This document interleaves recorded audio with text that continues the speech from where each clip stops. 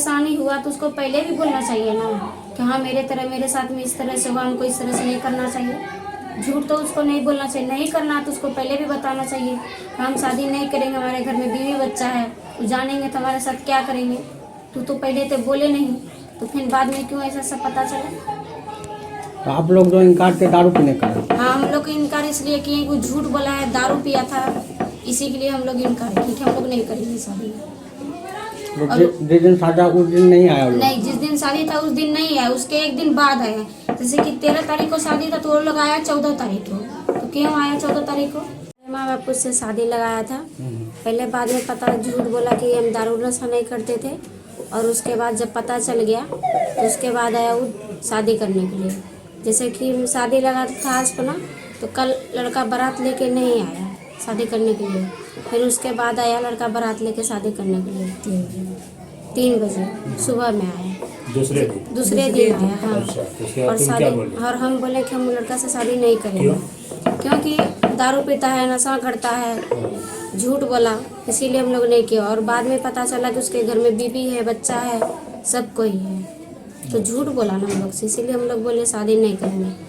Chief engineer जो हमारे station development देखते हैं तो वो मनोज खान साहब वो आए हैं। जो कंसल्टेंट आर्किटेक्ट हैं वो आए हुए हैं हमारे साथ साहब, और चीफ प्रोजेक्ट मैनेजर जो हैं मुख्यालय से फॉर स्टेशन डेवलपमेंट वो आए हुए हैं। तो हम लोग इकट्ठे जो लास्ट प्रेजेंटेशन हुआ था स्टेशन डेवलपमेंट का, तो उसमें कुछ प्रश्न उठाए गए थे, उनको टेक्निकली आज सामने साइट पे आकर के देखने का हम लोगों की प्लानिंग थी।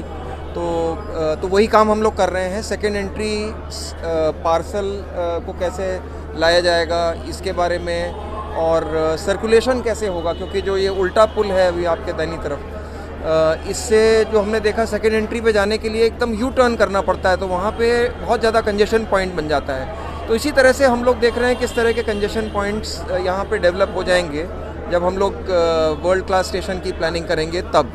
तो उसके पॉइंट ऑफ व्यू से देखना है, और बाकी जो ओवरऑल जो सुंदरीकरण है उसके जो भी आइडियाज़ हम लोगों को मिल रहे हैं, तो पूरी टीम के साथ हम लोग आज यहाँ पे उपलब्ध हैं। क्या कुछ चेंजेस किए गए, दिशा निर्देश किए गए? नहीं, चेंजेस अभी नहीं करे जा रहे हैं। अभी हम लोग जो है मौका मुआयना जिसको कहा जाता है, तो साइट पे आकर के हम लोग निरीक्षण करके देख रहे हैं कि वास्तव में जो हम लोगों ने प्लानिंग करी है वो देखने में बड़ी सुंदर लग रही है, लेकिन क्या वो फील्ड पे भी इफ़ेक्टिव हो पाएगी कि नहीं। तो ये काम एक रेगुलरली करते रहना ज़रूरी है, वरना दूर बैठ करके एक अच्छा नक्शा बनाने का उद्देश्य नहीं है।